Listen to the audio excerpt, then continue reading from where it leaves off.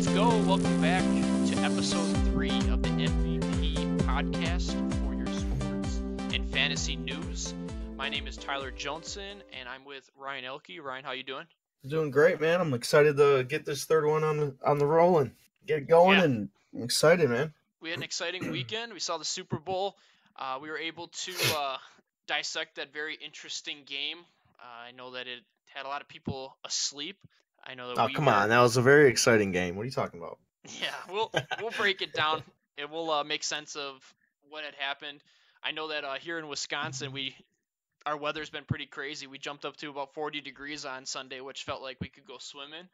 And now tonight we have freezing rain, so there is ice all over our streets. And guess what? I was late to making this podcast because I was out there changing a battery in a dead car. So that was my exciting night. Anything exciting with living in Wisconsin? That's what that sounds like. I had a flashlight in my mouth and I had tools in my hand with rubber gloves, and I'm just trying to get this battery switched out. And let's just say it's not that easy when everything is just corroded and stuck. For sure. God, I did not. Oh man, I did not enjoy that. But we're gonna move into the Super Bowl.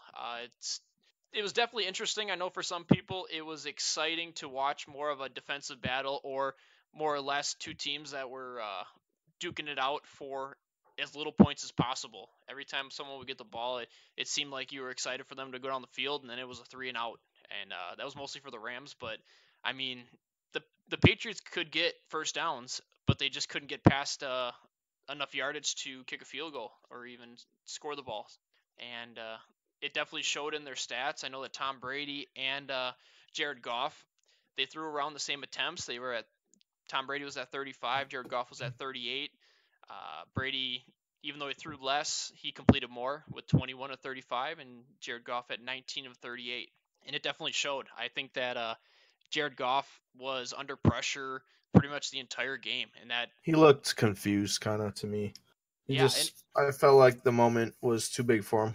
Yeah, and just like how we talked about last week, we knew going into this that being there and being the Patriots was such an advantage to someone as nervous as Goff being there, and pretty much his whole team. It's a Goff's defense. Tom Brady didn't play a spectacular game either.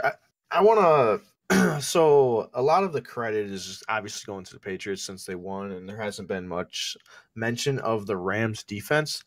They showed up. They showed up to play. They put in the work. They showed up. That's simple as that. The offense didn't, and it was supposed to be a big week for Todd Gurley, and he laid a dud. To be honest with you, he wasn't effective at all, and 10 carries for 35 yards is not going to cut it in the Super Bowl game.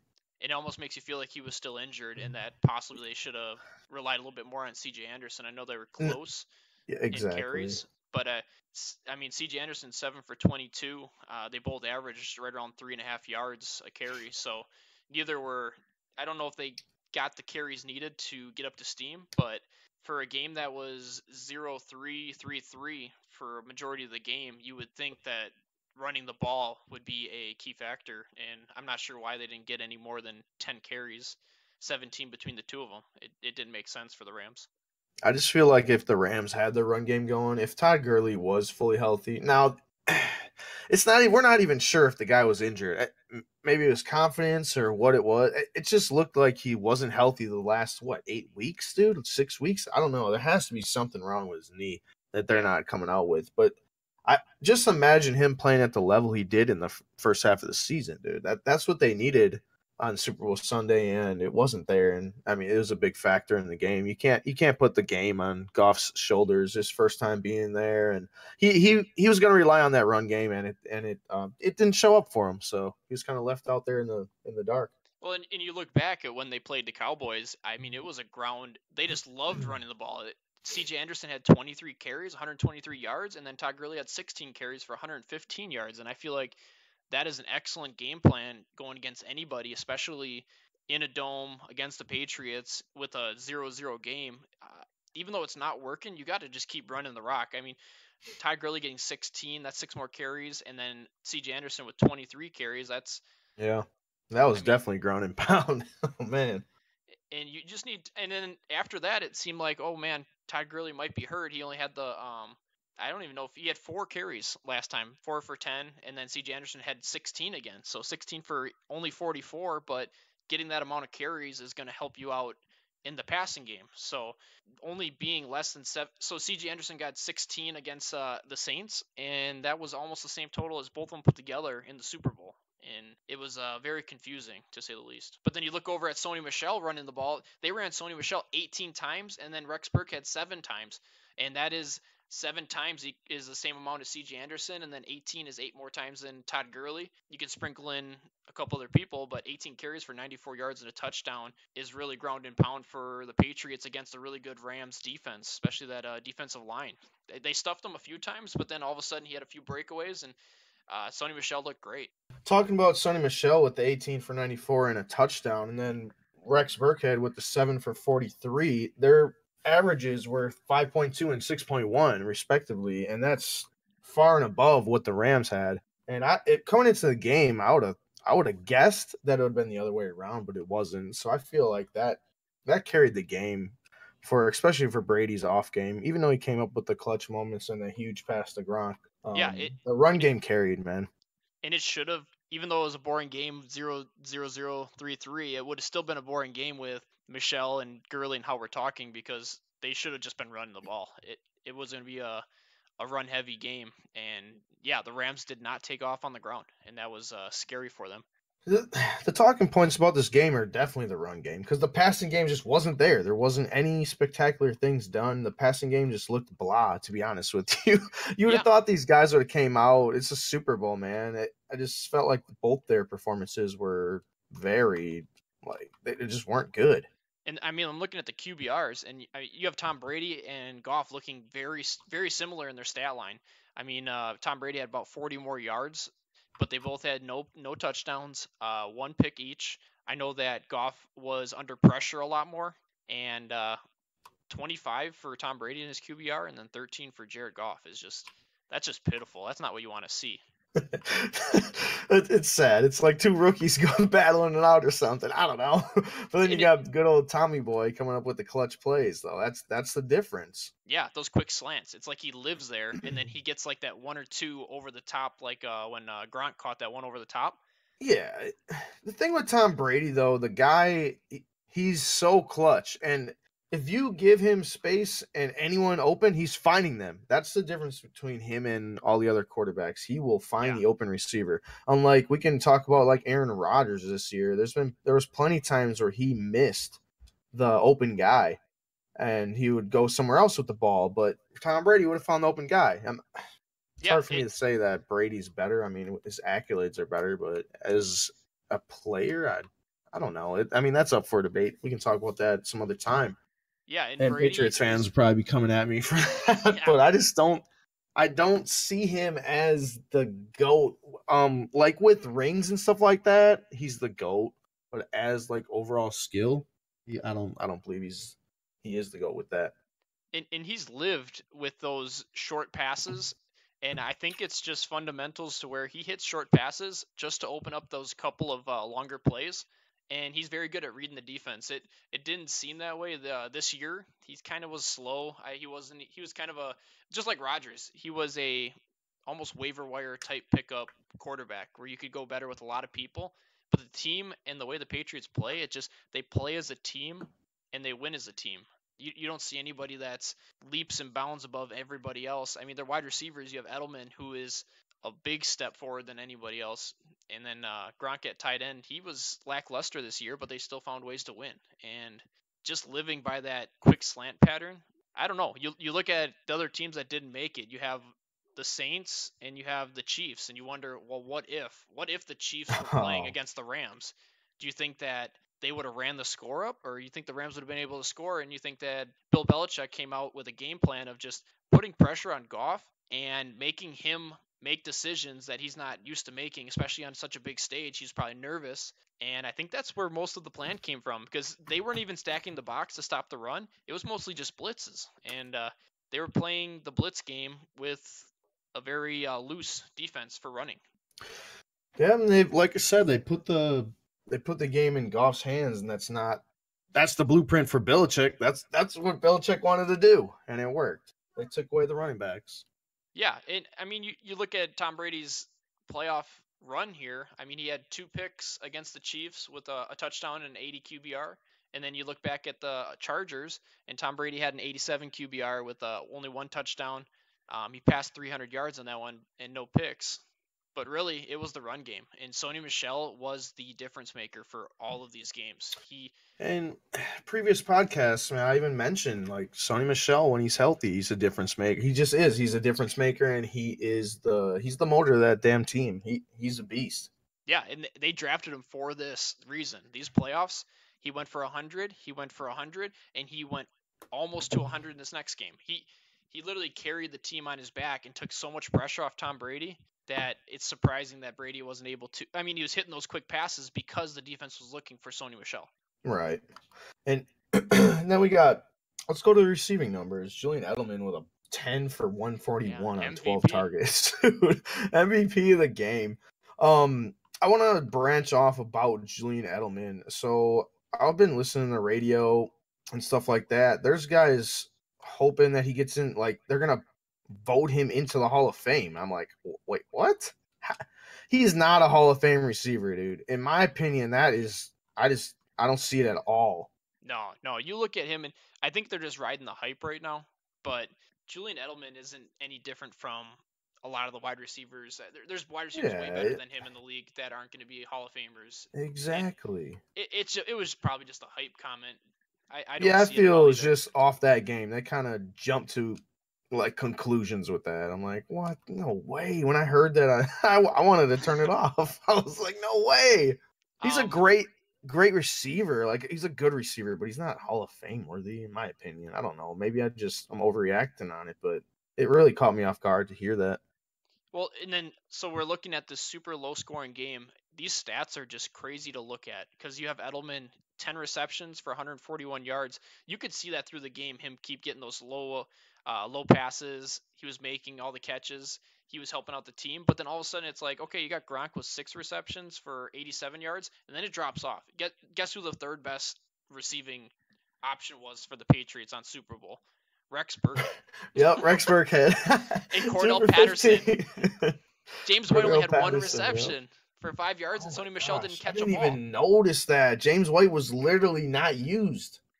And that was like their bread and butter also. You run the ball with Sony Michel, and then you dump the passes off to James White. It is so surprising. I guess James White, he shined when Sony Michel wasn't in, though. That's because obviously he's not the greatest runner, so they were just dumping the rock off to him. That was Brady's safety blanket. Plus, Gronk was hurt. You got to think, Gronk is back, Michel's back. It kind of makes sense that James White is kind of tossed out. You know what I mean? Yeah, just as much of a playmaker he is, he's got his big boys back. Like, Michel and Gronk are back. Yeah, you definitely got to use them. And you look at not even a second wide receiver in there. I mean, Cordell Patterson, I guess you can call a wide receiver, but yeah, they rode with Julian Edelman, and it's a weird stat line for a Super Bowl. It's just hard to look at because then you go to the receiving for the Rams, and Brandon Cooks had 120 yards. That's a nice bounce back game against his former team. Yeah, I like that number. He started off so slow. I think those are all the garbage. I shouldn't say garbage, but it was at the end of the game when he got a few of those longer plays, so that kind of bumped up his yardage. And it was funny because there was a bet going on to who would score, who would get more yards in the game. It was a bet for Vegas on Edelman and Cooks. And really?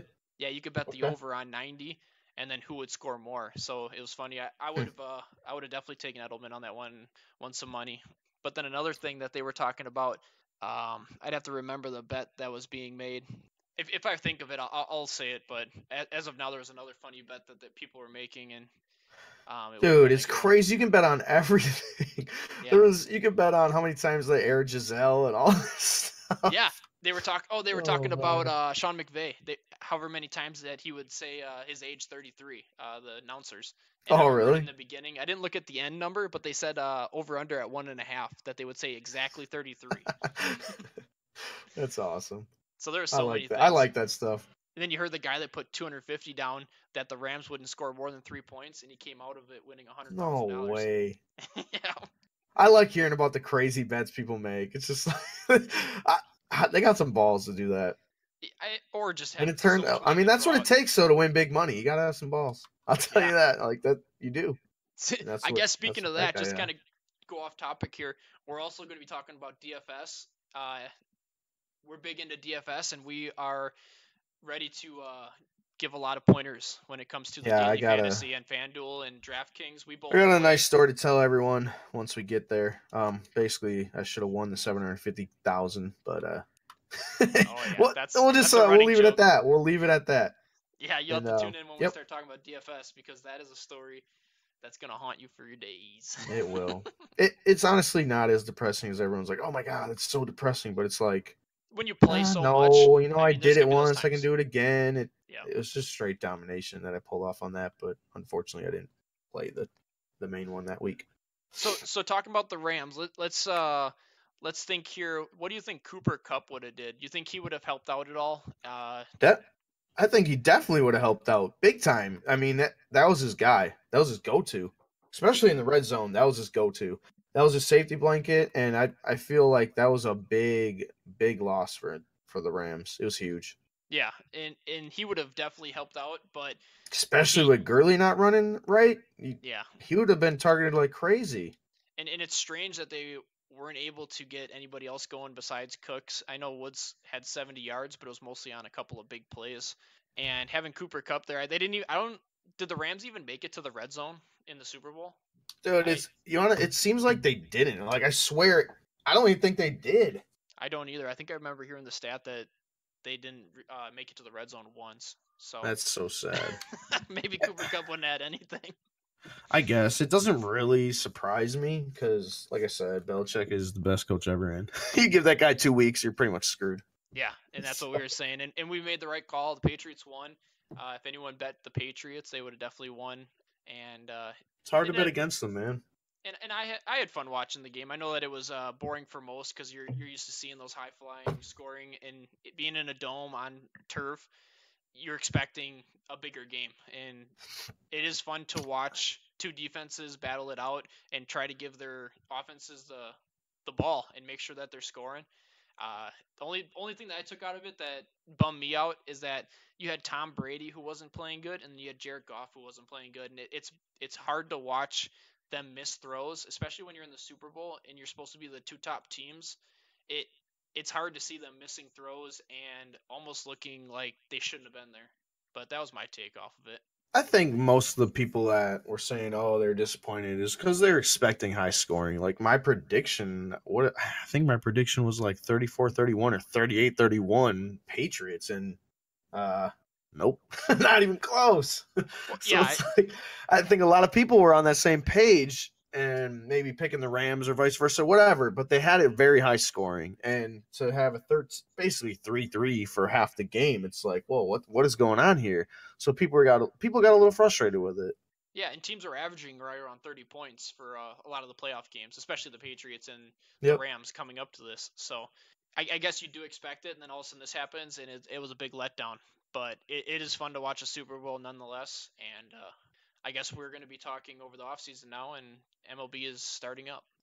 My biggest take of the whole Super Bowl, just the Rams defense, how they played. I think they played great. Like that was a Super Bowl defense of how they played, and unfortunately, they just couldn't pull it off.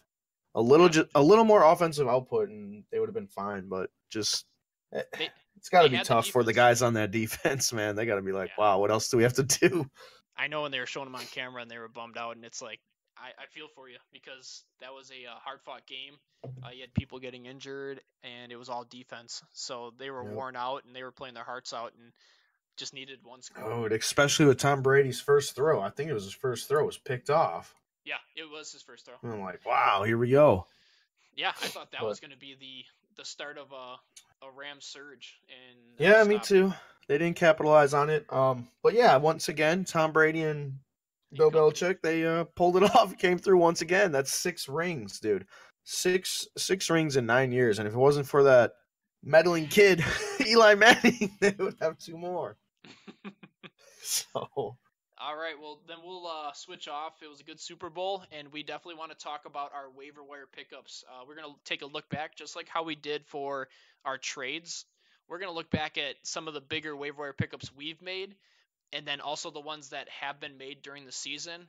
We might miss a couple. We're gonna have a full episode on breaking down all the waiver wire pickups, and good and bad. But for this one, we're kind of gonna go through the segment, just picking out the ones that we really thrived on, and then the ones that other teams picked up that propelled their team either to the championship round or at least into the playoffs. So Ryan, if you want to kick it off, any good pickups that you had this year? I know you had plenty. Well, I have a nice list of them that I compiled myself here, but I feel the most useful one. This is going to be for the greater number of people is the Philip Lindsay pickup because unless you had inside information, you didn't draft him. No one did. So it's like that guy was a game changer. He was an RB1 for multiple weeks stretch of the season. He did get hurt at the end, maybe the Super Bowl game for fantasy. Yeah, it But was right there. yeah, but he dominated. He was for a free guy in the waivers, dude. It's like that's gold right there. Yeah, number 12 running back was Philip Lindsay. Okay, and then I feel like the MVP pickup. This is a late season pickup though, but he was an MVP pickup. Damian Williams. He carried me to multiple championships in this fantasy Same. season. And whoever picked them up, I feel that's exactly what they're saying. They're agreeing right now, like nodding their head, like, "Yeah, oh, me too." You know, Damian Williams was dominant. He Yeah. was Kareem Hunt for free. I mean, what else can you ask for? And I mean, the Kareem Hunt owner should have already owned Damian Williams, so shame on him if he didn't pick him up. Yep, yep. That's their fault. That's just bad fantasy. And if Yeah. you, yeah, just stay tuned with us during the fantasy season, and we'll have all those tips for you on who to pick up and stuff like that. And Damian Williams would have been atop my list.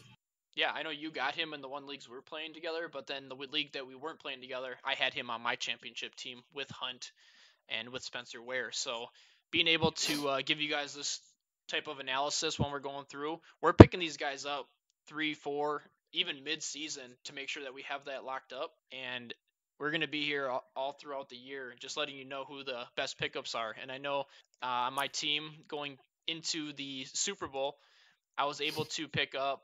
I had a few guys actually that I was picking up. I picked up Jamal Williams because of Aaron Jones going down, and Jamal Williams put up huge numbers in the fantasy Super Bowl. That's a solid pickup. I had him too in one of my leagues. A lot of people dropped him because he wasn't being used, and boom, there you He go. put up There's your free running back. Yep, he put up 19 points in the semifinals, and he put up 27 points in the Super Bowl. So You can't. That's he awesome, man. he dominated. And then just go back to Damian Williams for people that just are curious on how he did. He had 0 points going all the way. He had like 5 points going into week 13. He had a 6 point game, and then all of a sudden he blew up, and that's where Ware and Hunt were gone. 19 points, 30 points, 26 points, and then 12 points. He was a force to be reckoned with, and that 26 points was the Super Bowl. So that 12 point was the last game of the last week. But what solid people to pick up? You have Jamal Williams, you have Damian Williams, and then another guy that was picked up and I kind of stashed on my bench was both Elijah McGuire and Kalen Balaj. I know that Balaj kind of fell off, but he was kind of a hot pickup after that, scoring 22 points. And then also you had McGuire, who scored 23 in your last Super Bowl game, but he had a run of 17, 14, 23. And I know I picked those guys up. They loved him out of camp, dude. The rumor had it that they were gonna cut Bilal Powell, but then McGuire got hurt, so they Yeah, then they designated him for return. So once you saw that too, it was like, ooh, McGuire's coming back soon. You want to scoop him up. And luckily, I remembered that, so I had him on all my teams. Not that he wasn't game breaking or anything like that, but if you needed some running back help, he was there. And if you had that inside scoop, you were one step above your competition. You know. well, let me give you another story. The same team that I had, I was playing against the guy that had Melvin Gordon. He went down, and he was my first opponent going into the first week of the playoffs. And I actually picked up Justin Jackson so that he didn't have him as a backup. Yep. And I played against him with Justin Jackson, put up 15 points against him. Hey And man, it's fantasy football is still a little bit of a chess game. You got to think of all that. There's so many variables that go into it. Like just that move right there, Tyler, was huge. Yeah, and it puts him in a bad position because all of a sudden now he's got to go on the He waiver literally has a wire. negative, and you have a plus. You have his guy. Like Yeah, that's what it is. That's what the handcuffs are. That's why trade deadline, the week of trade deadline or the week before, you go trade for your handcuffs. You give up what you need to. yeah, exactly. And what I was able to do is just stockpile all these running backs going into the playoffs. It gave nobody a shot to get these running backs, which felt great. Some leagues have like the cap on it where you can only hold 6 running backs, which okay, that's cool. But I was in a league as well, which there was no cap on anything. I hoarded all. I had all the running backs, dude. Jamal Williams, Damon Williams, name them all off. Nick Chubb, Philip Lindsay, like they're just all on my team, all of Yeah, them. And, no, and then all these injuries hit everyone, and they're just stuck with. I mean, they're running out. One guy was starting Darren Sproles, dude. I'm like, I was over here laughing. I'm yeah. like, You let's look at your bench go. and you got like 2 or 3 other people you'd rather play over Sproles. Exactly, exactly. They could have used anyone else, and they would have been sitting pretty. But they had to go scrounge the wire, and Darren Sproles is sitting there like, okay, you can have him. It's a playoff game, and you're starting Darren Sproles. Well, and then let's jump over to wide receivers. So I know that wide receiver was more of a it was a hard topic to switch in and out of receivers because nobody really stayed consistent. There was a few guys that were pretty consistent. I would say Humphreys was a good pickup. He stayed That was like uh later in the season, yeah, yeah, he stayed as almost like a top mid to 10, late. 20 guy for most of the end of the season. But a big guy that I picked up and I know a lot of people were questioning picking up was Robbie Anderson, and I played him going into the Super Bowl. I played Robbie Anderson as my third wide receiver, and he just Ballsy dominated. move. He Paid off though. dominated. That helped you get a W. Yep, he scored 30. He went those last 3 games 17, 22, 30. And talk about a guy that came out of left field because Oh, for sure. he was having a down year, and then Donald came back and It's because it like early in the year, he didn't want to throw to Robbie Anderson because Robbie Anderson's kind of just like a deep threat, so he was afraid to throw that deep ball. He was just getting used to the NFL style, and as soon as he started feeling comfortable, Robbie Anderson was there. yeah, and I mean it looked like Robbie Anderson didn't even miss a beat. He just he made a lot of hard catches. I remember a lot of sideline catches that Robbie Anderson was making against the Packers even, and he was putting up big numbers. He was just getting the volume that he needed. Then another receiver that I don't think he was drafted. He was probably a free agent pickup in most leagues. Was Chris Godwin. I mean, early even the midseason, the guy was steady. He wasn't a dominant receiver, but he was putting up 10 plus on a consistent basis. Yeah, yeah, and he was part of that high fly power offense coming from Tampa Fitz Bay. magic, baby. Yeah, that was back when either quarterback that plays, it just seemed like they did well. I know putting any Tampa Bay quarterback made them top 10, and the team did poorly at the end, but they were I think they were even better. I think they were close to top 5. Just putting the two any quarterback playing for that team was up there. I think the highest rated receiver is was Calvin Ridley in terms of points, but I feel like he was the most overrated one because he had what three plus games of like 28 or more, which is like just straight blow up. Yeah. And maybe his stats are a little inflated because I Well, know and he wasn't consistent all year. You'd get burned yeah. like I had him on my bench for the 28, and I would play him, and all of a sudden I'm getting like 6. I'm like, come on. So I bench him, dude blows up for another 28. I'm like, all right, I'm done with this. Well, and that's what I was gonna say is it was hard to find a more consistent receiver on that team. And the only one that I can think of is Humphreys at the later end of the season, where he was the most consistent guy that you could go with off of that. Well, I mean, On the besides, Buccaneers. Yeah, that's crazy. The Buccaneers had Mike Evans, Deshaun Jackson, yep, Godwin, Humphreys. So, I mean, yeah, I guess it probably helped that unfortunately OJ Howard went down. That was my one of my sleepers, and he was on his way to a decent, like a at least a good season for a tight end, top 5 probably. yeah, And then yeah, yeah, he went down, so that opened up opportunities. he was solid. But I mean, moving on to another good pickup that a lot of people were looking at was Tyler Boyd, and then also you That's a had good one. Yeah. Ridley. So Calvin Ridley had he was a hard one to play. I know that people played him for a little bit of a stretch. He had 1643. He had that giant game where he had 146 yards and 3 touchdowns, and then 21. And he would just jump all of a sudden off the radar. He'd be under 10 for 3, 4 games. All of a sudden a 20-point game, and then he'd be back down. And Yeah, that's what I was just talking about. Like he was just like his stats are inflated. Like I think he's in the top 15 at fantasy receiver. He finished there, and he shouldn't because it's all inflated stats. But I mean, he was a solid pickup. Don't get me wrong; it's a good pickup to have. And I mean, especially if you played him in those blow up games, you were probably in your flex and you were winning that game. Yeah, because I mean, he was just a pickup. If he puts up 20 points, that's all you can ask for, and that's almost an automatic win. Maybe I'm a little salty because, like I said, I had Ridley on one of my teams benched for that 40 some point game, and I was playing against him in a couple other ones. So it's kind of frustrating. it, but he was a guy. It's hard to start him, and it's hard to start him when you have such a good offense, and he's more of the maybe he'll get one pass that's Yeah, 80 yards and a touchdown, and yeah, he'll you were score all the hoping for points you that need. blow up play, or I mean, he was using the red zone though. I don't know why they wouldn't use Julio in the red zone, but they're using Ridley. That really just doesn't make sense to me. I mean, Calvin Ridley ended up at number 18, and you got Julio at 5, and then we also have Tyler Boyd one before him at 17, and Tyler Boyd was more of a consistent receiver, and he was very good when AJ Green was also in the game. So he wasn't a guy that put up those giant numbers being the lone man, but while AJ Green was there taking the defenders, he was putting up points. He was top. He put up 20, um, 21, 26, 22. He had a 25, a 29, a 21. I mean, that's what, six 20s? That's That's crazy. huge. That's huge numbers, and that's look how much he benefited by having AJ Green, dude. That's crazy. Yeah, and then AJ Green leaves. I know that when AJ Green got hurt and I owned Tyler Boyd, I ended up trading him away. I just felt the double teams That's on him smart. was not a positive for him. He needed AJ Green there to help fill that void that he can get I those remember that. slants. I So remember when you sold him, dude. Our whole league was talking smack to you. Like, yeah, why would you give him up for so cheap?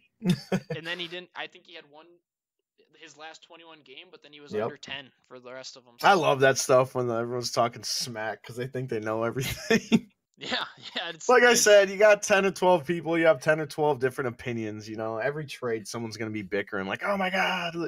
It's hilarious. well, and then so you look back at that trade, and I had um he had Matt Ryan, and then I had Drew Brees, and I swapped Yep. them too. Also, Matt Yep. Ryan ended up being the second best quarterback in the league. Drew Brees is down at Well, you sold number. Breeze on his name. I credited you for that. I was like, because everyone's like, oh, why would you trade Drew Brees? Oh. And then I'm like, dude, Matt Ryan's better. And I put up the points, and Matt Ryan, I think at that point, was up by like 68 points on him. Yeah, And they're and like, then oh, I didn't know that. Well, exactly. you have to see ahead of time these trades. You have to look at their schedules and who they have left for their schedules, and that makes it super easy. Oh, It's schedule's easy to look huge. at just numbers and then be like, oh man, I would rather have Breeze than Matt Ryan, or you just think of the name. The running backs that were in that trade also was Dion Lewis. I was getting rid of Dion Lewis when he was kind of picking up steam. They were using him more and more, and it ended up getting Tyreek Cohen. And Tyreek Cohen at the end of his season was Ah, ready to start putting in what some a good work. trade that was for you, man. That was a good But trade. yeah, it feels good when you and Tariq Cohen ended up being I think number 10, maybe a little bit off of number 10 for I running backs. So and think that's PPR. We're I don't have it on me, but I really, if I had to put money on it, I think he's in the top 10 for PPR. it's possible. I And could be wrong, but he ended the season with 18, 37, 12, 14, 11. holy. He that's all you can ask for in a The running only back, thing with especially going him, in a he kind of flex. disappeared in a couple games, but obviously that was game script though. They're not gonna pass to Tyreek Cohen Yeah, especially when with they're Howard. up by a lot. That's Jordan Howard's game.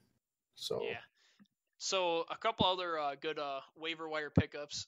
I know that Yeldon, especially when Fournette went down, Yeldon had yep. some great games. You really only wanted to play him though when there wasn't any Fournette because they used him in the passing and the Oh, for running. sure. But he had When he was the some. bell cow running back, he was dominant. Oh my goodness, he killed it. He went what is it? 15, 9, 15, 23, 26, 10, 17, Yeah, 16, 11. consistent. I mean, Consistent, nice. I mean, if you got him in your RB2 slot, I mean, that's good. You can't really ask for much more. well, and just think if you were not the Fournette owner and you were quick to pick up Yeldon, Yep. I mean, you play him in your flex, you play him in your running back two if your guy's not doing very well, and you have yourself an RB2, and then you trade him away with a couple of games left before Fournette comes back, and you make value on Exactly. it. You just Yep, wouldn't. I definitely would have. If I had yelled in any of my leagues, I'm selling them after about 3 of those games. Like, all Oh right, my who wants goodness. them? Everyone's gonna want 'em. There's gonna be so much interest in him because of his production, and they don't know when Leonard Fournette comes out, Yeah. when he's gonna be gone. They're thinking, oh, he might not come back till week 11. I think that was the case. Well, So, and you can't sell him when Fournette's about to come back the next week. You have to get rid of oh, him you can't probably do that. one, You're then you one or then you 2 waited too weeks. long. You Yeah. waited too long. Then you basically you get no value for him. Yep. Let them have a taste of maybe a week where he does good again, but all of a sudden he falls off, and then people start seeing why you traded him. So you kind of catch people in the high, and then you take advantage of it. So I Yeldon was got a a couple great more on pickup. the list, Tyler. We got to talk about the running backs. Yeah, hit me with Let's it. get this one out of the way. James Conner, man. I mean, I know there was a whole bunch of stuff surrounding Le'Veon Bell and stuff like that, and he probably should have been drafted. But I was in a few leagues where he actually wasn't, and I ended up getting him for free. And what a great That's pickup, dude! What a that great is just pickup. nuts. It sucked that he got hurt down the stretch, but like he carried throughout the season, and I can't really ask for much more on a free player sitting in my RB1 or RB2 spot, and I like for free, dude. It's like, come on, man. He Yeah, has to be mentioned. how late you drafted him, or if he was a free agency pickup, he Exactly. carried your team. I He mean, wasn't drafted anywhere before round 10. There's no way he was drafted no, in the no. top 10 rounds. I know in I our mean, league it was last. It was the last round, and I was bummed last because I few had rounds. Yep. Le'Veon Bell, Yep. and I didn't pick him up. But I had him in another Another. league, and it was just like I'm telling you, he carried. He Oh, he carried your did. He team. carried some games, and I mean, even on his bad games, dude has like 12 points. It's like, okay, Yeah, not a great game, but I'll take it. It's like that's not terrible. Then I so want I'm to talk gonna. about like Nick Chubb too. Honestly, in one of my leagues, I had Nick Chubb the whole year. I didn't drop him once because I just felt like Carlos Hyde's nothing special at all. The Browns, I assume they're going to be kind of bad. They had a decent year. I'm not gonna knock them on that. They had a nice year. But I was like, oh yeah, the Browns probably not going to be the greatest. They're going to sooner or later just say bye Carlos Hyde. They ended up doing that, and they gave the reins to Nick Chubb, and he just took off. So that Yeah. was a big pickup. Well, and I remember in your league too, you had Chubb, and then you were also looking at the other rookie running backs. You were looking at Sony Michelle, I had all of them. which you had I had Sony all the rookie Michelle. running You had backs. you had Penny. I had Penny, Michelle, Chubb. Uh, who else is out there, man? I I had mean, like I Marlon was Mack RB. was Oh, on Johnson too. yeah, Carry How did Johnson. I forget about him? He's on my favorite team, dude. He was a beast when they used him. Yeah, and so you stockpile. Let's say you stockpile 5, 6 running backs like that. Mm-hmm. All of a sudden, you have the one that hits, and it's amazing for your team. You don't need to have. You could have 1 out of 6 people hit on your bench, Exactly. and it's all worth it. So I that's had why all you those plus Aaron Jones and Jamal Williams. So it was like, yeah, that's why dude, you take those risks. that's what I took. Especially I go wide receiver, like I said. I think I mentioned this in the past podcast. My strategy is wide receiver 0 or RB 0. yeah, and So and you went high on the wide receivers. I know you had yep, a tight end, and then also you started drafting all these low end RBs, but these rookie RBs that have upside potential. And then you have a couple of them hit. You have a couple good waiver wire pickups, and all of a sudden you have an all star team just from your first draft. 5 picks, man. First 5 picks are receivers and tight ends. So Which is worked insane. out. Got me a chip. So then I'm gonna switch over. I know there's a lot of good quarterbacks that were picked up. I'm gonna start with just the main man, Pat Mahomes. He Oh was a my late god. round draft pick or not drafted at all. And I know that in my league, I drafted him with the last pick of the draft. It was one of the last 3 rounds of the draft. And it's crazy because you watch all these other people drafting people, other quarterbacks, and then all of a That's sudden straight stealing, dude. That's you get straight Mahomes. stealing. Like that is ridiculous. He had 86 more finishing more points than Matt Ryan at number 2. That's insane. That's like 4 games right there of free points. And that's just getting to number 2. So, I mean, you had Pat Mahomes, and then I wanted to kind of drop off here. Lamar Jackson was a great pickup when End of season, yeah. when Solid pickup. Flacco kind of was quote unquote injured. So we'll see what He happens wasn't there. hurt. I don't think so. I think he was hurt, but then I think he could have He was, easily yeah, came yeah. back. And then he kind of was like, yeah, it's working, go for it. He's a good, it seems like he was a good guy. He kind of, you know what?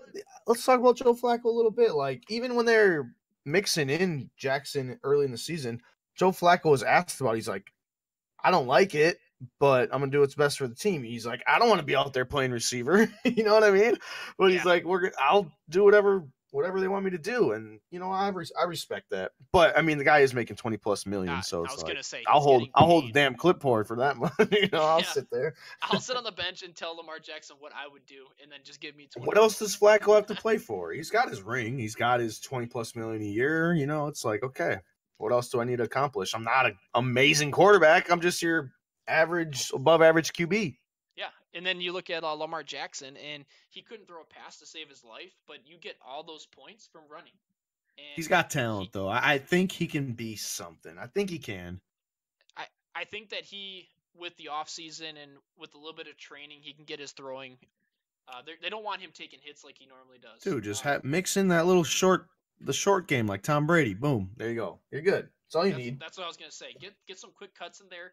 If you can't hit quick slants, then you shouldn't be in the NFL. To be honest with you, like then you better transform the running back. You know what I mean? It's like, come on. Yeah. He just couldn't pass worth anything, and it was kind of frustrating. But I took it because I had him in fantasy. I was like, all right, let's rack up those running yards. and that's what you pick them up for, because running quarterbacks are broken in this league. 10 rushes, 100 yards. There's 10 points plus touchdown there. Oh, 16. Any passing yards? Anything else? It's like, yeah, exactly. He's already in the top 5. So speaking of rushing quarterbacks, I know that in our 16-man league, going into the last playoff game, I had lost my quarterback, and I'm looking around on the free agency. I'm like, man, who should I pick up? There's like literally nobody out there. So Marcus Mariota was my main quarterback. He went down. I picked up Josh Allen. And talk about Josh Allen having a surge throughout the playoffs. Look at that guy. He runs like crazy too. I like Josh Allen. I think he was top 5, if not even closer to 1, 2, 3 for that playoff run. Yep. Listening to other people talk about Josh Allen, he was 26 points, 30, 20, 19, and then in your Super Bowl he laid a dud of 13. But I mean, you could ride him as a pickup throughout the playoffs, and if you played that week 17, he scored 41 points for you, which is insane. And the man has wheels. And he got injured earlier in the season, and then he was on the bench for a while going into the bye week, and then that's when he came back, and he just took off from there. I think like Josh Allen's a name to keep an eye on. The dude had the worst supporting cast of everyone. The Bills had nobody. And he was putting up numbers. I mean, it could be fantasy numbers, whatever, but he was out there playing and trying to get the W. So that's a guy to keep an eye on. Imagine if they can just get some weapons around him, what he can do. That's just, in my mind, it's just an exciting guy to watch and see what he can become. Yeah. He's got a cannon arm, dude. Cannon arm. That's what I was going to say. It's crazy to see him make what he had better, his wide receivers. And then it's also how much effort he put into winning those games when he didn't really need to be going after it. I know that they had somewhat of a chance, but he was throwing his body around. Even in that week 17, he was a force to be reckoned with. They were definitely comparing him to Cam Newton in the way his body size and how much he runs. Yep. It's not a bad comparison. I'm surprised the Bills let him do that, dude. With nothing on the line, just throwing your top prize QB out there, just get busted up. But you know what? He wants to play. I like that though. I'm looking at tight ends. Ryan, if you want to talk about George Kittle, if he wasn't drafted, if someone was able to pick him up off of free agency. I drafted him late in multiple leagues. I did pick him up in one league. I think why he wasn't drafted, I could be wrong, but he was banged up in preseason, wasn't he? I think he had a knee injury. So that kind of people were scared about him. What a pickup. What was he, top 3, top 5? I know he's top 5 for sure. Going into next top, he had to been the third one. He's going to be top 3. I think he's going to be number 3 going into next season. I think he finished number 3. So that had to been Kelsey, Ertz, Kelsey, him. Ebron's probably up in there, but yeah, when Kelsey, Kittle, Ertz, Ebron, Cook, Burton. Dude put up 210 in one game for receiving. Like, that's insane. It's gonna inflate your numbers, but he had great numbers anyway. So Yeah. It, Oh, it for was sure. what a game! What a game to get from your tight end, especially when you have people that have Gronk out there who. Pretty much on all my teams, I had Gronk, who was putting up duds, but he was doing the Gronk role. He's the next Gronk, if you want to think about it that way. I It's think he's gonna. actually a good comparison with a little more speed. A little more speed, yeah. Yeah, he's so young too. It's gonna be fun to watch. I'm trying to look at any other pickups that we had. It seems pretty thin besides the big names that we called out. I know that you got to make sure you're picking up your handcuffs going into the playoffs. There's a lot of Rod Smith, John Kelly pickups. So I don't know. It I seemed mean, like there's some. We're not going to talk about them all. We're not going to talk about many more of those, but there's like the weekly pickups and stuff like that that will that will help for. It's like a Band-Aid type pickup. yeah. I mean, There's one plenty of more those big guys name. out there. Jalen Samuels was a great pickup when Connor went Oh down. man, he was on my championship team too. I can't believe I forgot about him.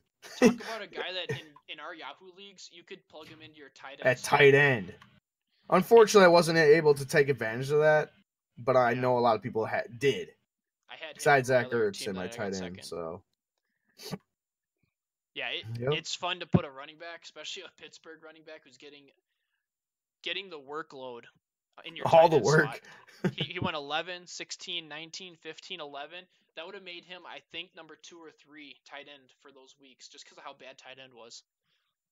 I can't believe Yahoo let after the first game. If he didn't line up at tight end, they should have switched it to just RB It because that was seems lazy. exploited. Yeah, that was exploited for sure. I'm glad I didn't have to go against it, so I Yeah, can't really complain. I went But against it once in the playoffs and ended up beating it, but it is something where you're looking at it and it leaves if a you sour lost to taste in your something mouth. like that, dude, you'd be pretty pissed off. I would. I'd be like, he's not playing tight end at all. That's like having an RB1 in your tight end slot. Like what?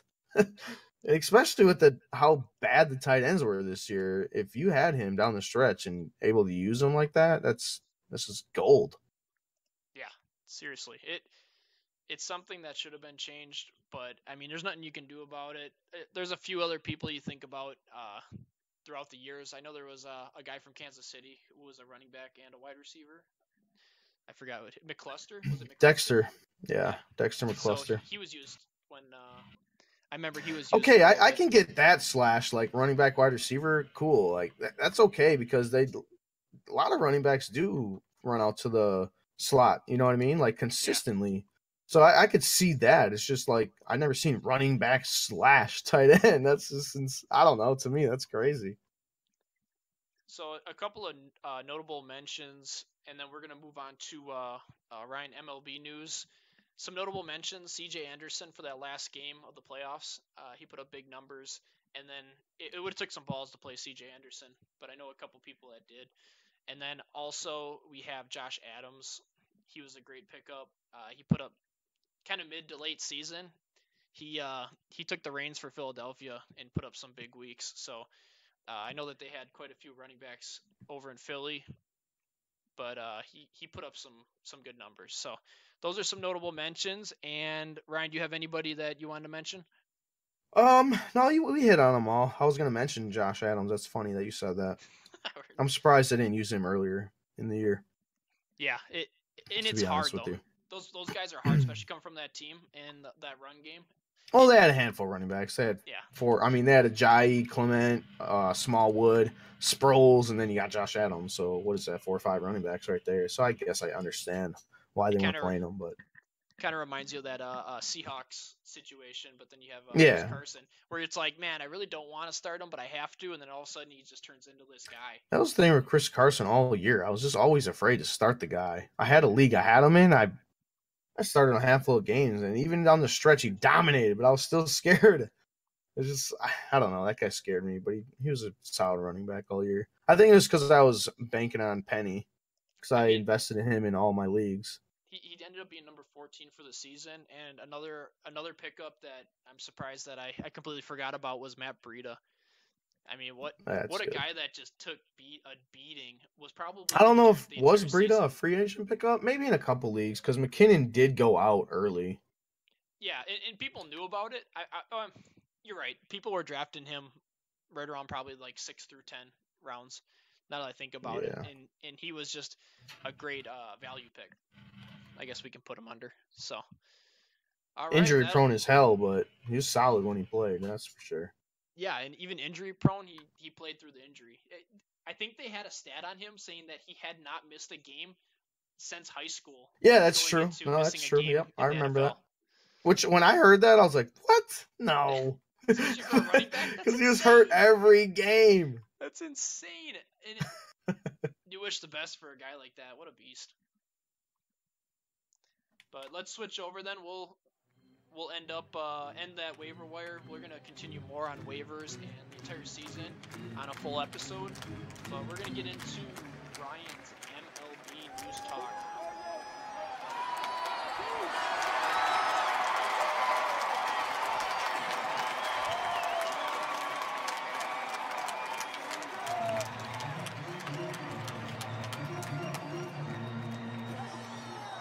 Let's get in the MLB. Nothing has changed since last week. It's like a glacier, man. The only updated news is the Padres. It's probably fake, but they're in on Bryce Harper and Machado. I don't see it happening, but they say they're in.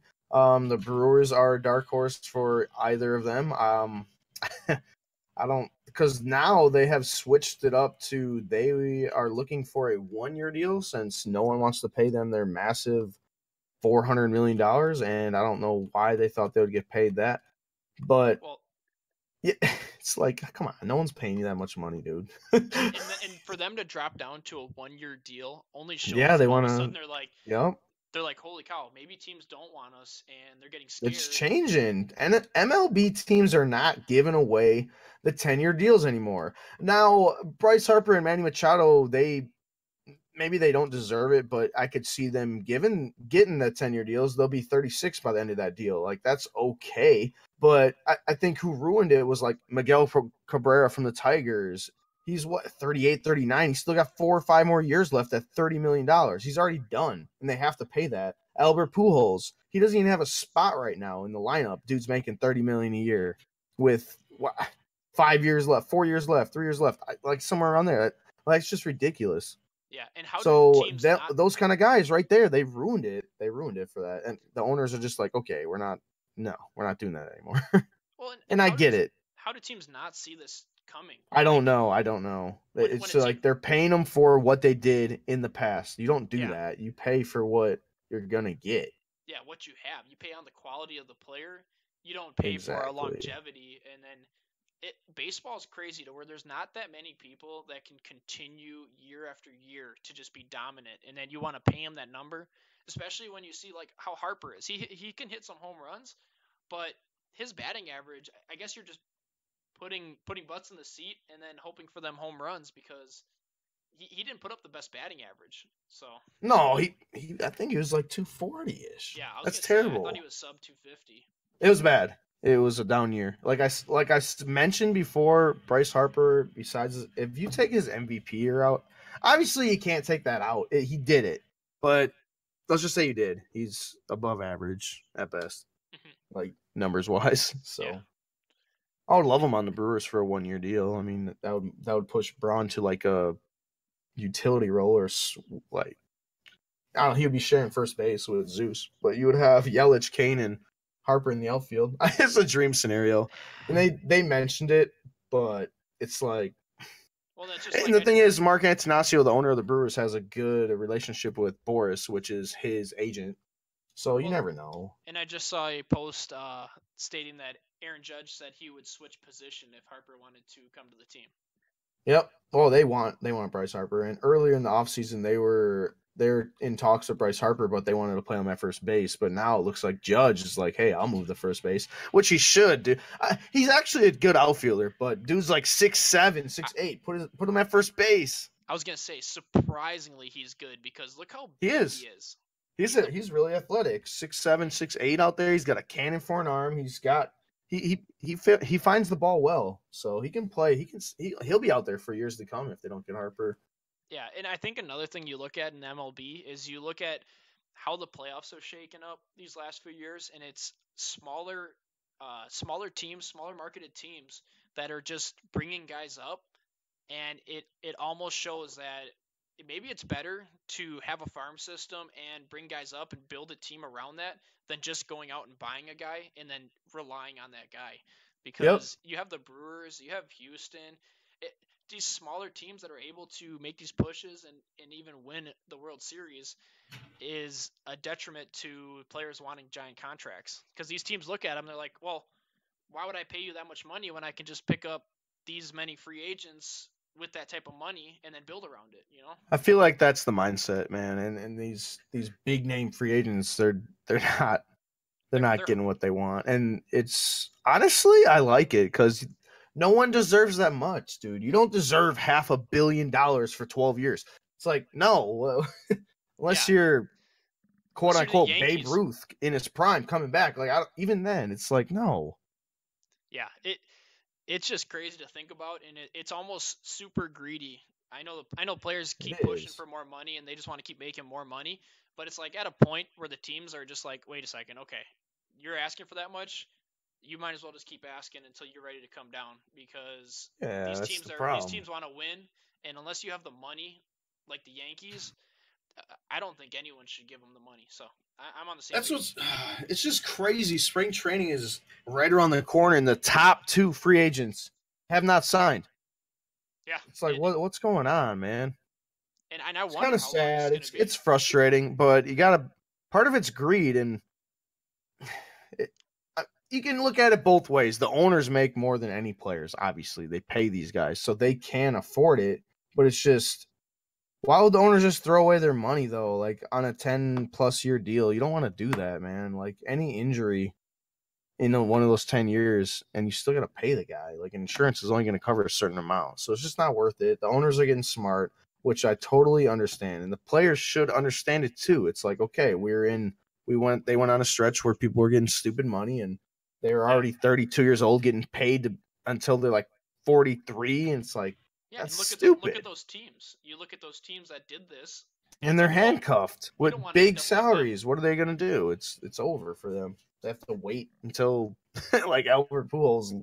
Yeah, Oh man, yeah. Now you have a giant shackle to your ankle, and exactly. you have to wait for that to leave before all of a sudden you're like, okay, here's all this extra money we can Oh use my to go god, out I there and freed up the finish. 200 million. Let's Yeah. go actually spend this wisely.